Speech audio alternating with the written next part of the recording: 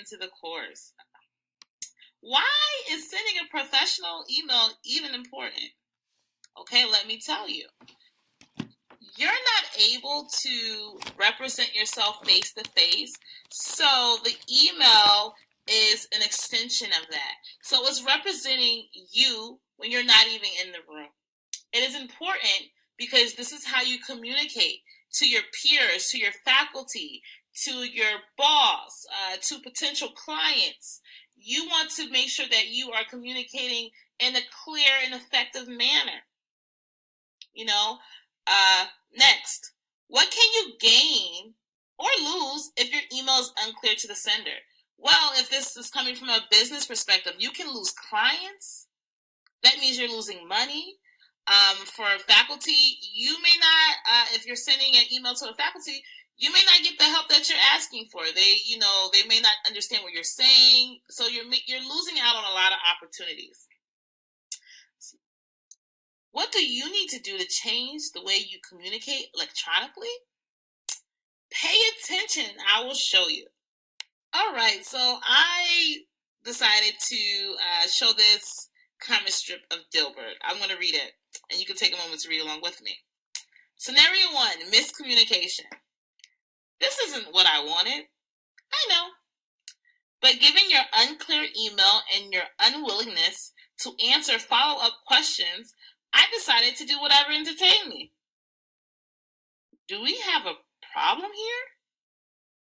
No, this totally works for me. So I decided to put this comic strip in because it is showcasing miscommunication. When you do not send a clear, concise email, you are having a high risk of miscommunicating to the person you're sending it to. And this can be detrimental in the workplace where someone is counting on your email to deliver a set of instructions. Detrimental to academia. Detrimental to all aspects when communicating, because your point is not coming across clear and effective, and you're leaving it to the other person to decipher what are you trying to say.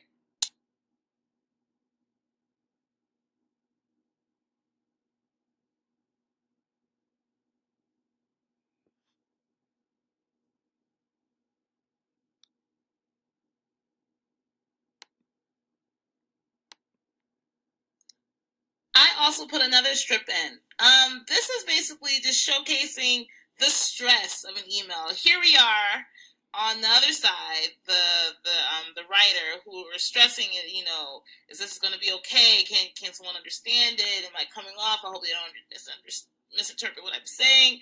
And the other person is just like, yeah, no, okay, yeah. Like it's not even phasing them. So I've experienced this through sending several emails, and I know that you have too. So I'm just letting you know that, hey, it's okay. Don't stress about it. It can all be fixed. It's all right. Take a deep breath. All right, now this is where we need to listen. I'm giving you the major ingredients to make this bomb email stew. All right, before sending an email, you should think about the message before you write it. Take a moment to brainstorm. You don't have to just immediately, boom, send the email in 2.1 seconds. Don't do that. Take a moment. Allow your thoughts to come together. Number 2, reflect on the tone of your message. Are you coming off rude? Are you coming off unclear? Are you coming off demanding? Okay, you have to check your tone. We may not feel that we're being super aggressive in our email, but you got to figure out, how am I going to come across to the reader? So you got to take a moment to think about that. Next, number 3, be clear and concise. Are you beating around the bush? Say what you need to say. Get in and get out. That's how I like to think about it. Get in and get out. Don't bombard this person with a page. Just highlight your main key points. Drive it home. Be concise and get out of there. Number 4, check your format. Is it easy to follow? Is it capitalized and got a bullet? Like, is it flowing together? What's going on? Check it. Does it look appealing and readable to the reader? The last one, which is major, major, major, major. Proofread. Read it out loud. Check the punctuation. Check the grammar. Just check to see how is this reading. Is it readable? Is it persuasive? Like, are you saying what you want to say? You know what I mean? Have you greeted the person? Like, check, proofread. I cannot stress this enough, so I'm going to take a moment and say it again. I want you to say it with me. All right, let's do it. Proofread. We're going to do it again. Proofread. Last time. Let's do it. Proofread. All right, I believe in you, and I know after this course, you're going to proofread your messages too.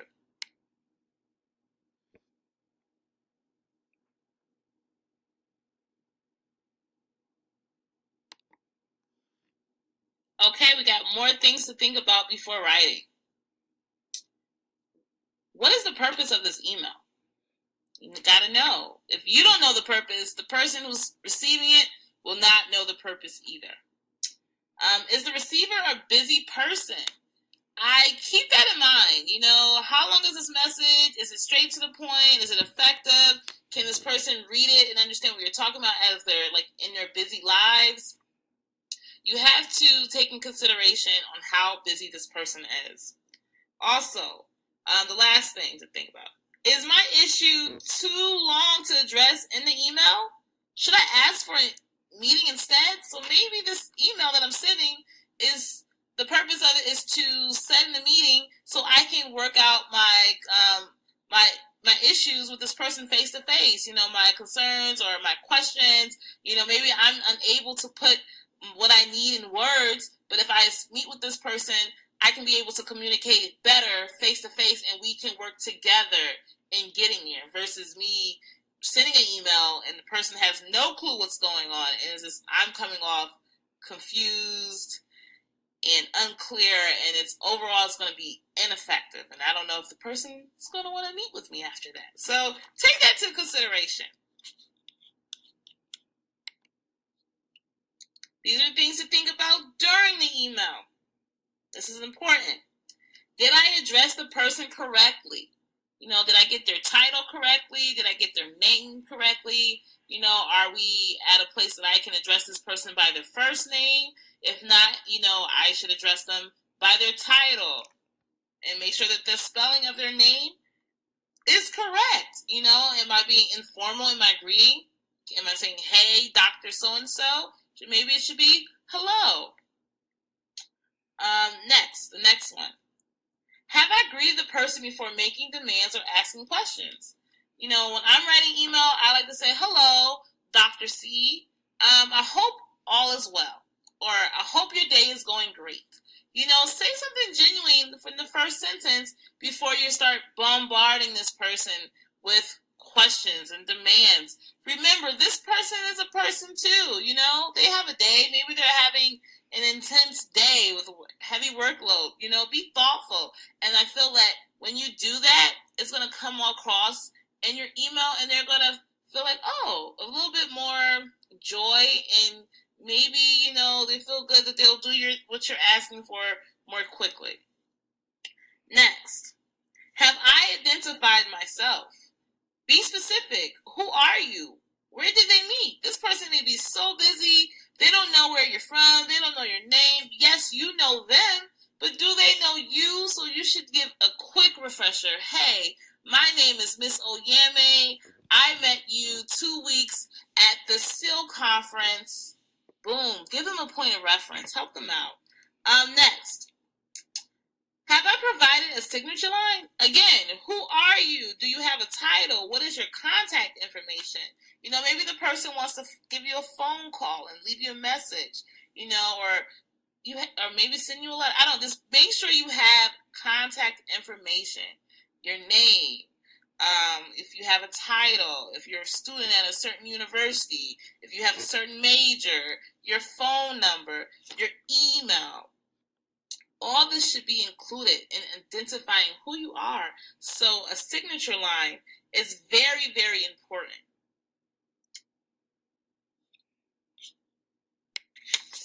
Okay, so I enclose an example of an ineffective email. Let's read it together. Hey, I need help on my paper. Can I come by your office tomorrow? Thanks. All right, I'm going to pick this email apart real quick. And don't feel ashamed if you have sent an email like this too. It's okay. You're never ever going to do it again, so forgive yourself. Hey, this is informal. You do not write hey. Who is this email to? You know, hey what? No, that's no good. I need help on my paper. Can I come by your office tomorrow? There's a lot going on in this one sentence, and I can see that there's a grammar. There's no period. The I is lowercase. It looks very rushed. There's no greeting. There's no identifying who you are. Not identifying, do you know when the office hours are? It's a lot of issues with this. Also, thanks. Didn't even get a chance to even spell out the whole thanks. And then who is this person? Where's their name? Where's their signature line that I was talking so zealously about in the previous slide? This email is a no-no, a big, big X in my book. Do not do this, and if you have done it in the past, forgive yourself, but do not fall into this. This is not good. If I was reading this in a rush, I'd be like, what? I don't even know if I would reply. I'm in a rush. I'm going to the next meeting. I'm looking. Hey, I'm like, huh? I don't know who this is from. I don't know what I teach several classes. What class? The office hours. Hey, you can find that in the syllabus. Did this person do their homework before reaching out to me? So I feel like off the back, this may put whoever you're reaching in this scenario, a professor, in a bad mood, because it feels like the person did not think carefully before drafting this email. So I will say that this is ineffective, and this will not get you very far. So please do not do it. Don't do it. All right, so this is an example of an effective email. All right, let's give it a read. Hi, Dr. Jones. Okay, I'm liking it a little bit. I am in your English 101 class on Thursdays, and I have a question about the paper that is due next Tuesday. I'm not sure that I understand what is meant by the following sentence in the prompt. Quotation. Write a 10-page paper arguing for and against requiring English 101 for all UNC freshmen and provide adequate support for your point of view. I am not sure what you would consider adequate support. Would using resources be okay? Can I come by your office tomorrow at 2 p.m. to talk to you about your question? Please let me know if that fits your schedule. If not, I can come by on Friday at 1 o'clock. Thank you, Tim Smith. Yes! Oh, I love this email. Don't you love it? We know so much by just reading it. Okay? He's making Tim is making Dr. Jones' life so much easier. He doesn't really have to figure out where's his message from. He doesn't have to investigate because Tim has laid out everything for us. Okay, let me let you know what I liked about it. Okay, he told the professor where he's from. I am in your English 101 course on Thursdays. Yes, see, that's great. Dr. Jones doesn't have to be like, who is this person? He already knows by just reading from this email. He also explained what question he had about the paper. Also like that he took a copy of what he was confused about and he pasted for the person who was Dr. Jones to be able to see where the issue and the confusion is. This allowed Dr. Jones to have access directly where Tim got confused. I also like that Tim offered his own advice to fixing the problem. He says, would using resources be okay? That shows that Tim thought about it. He figured out what the issue was. He investigated, and he's just trying to figure out, is this okay? And he's allowing the professor to know where he's confused by. I also like that he wants to set a meeting with him. he gave the professor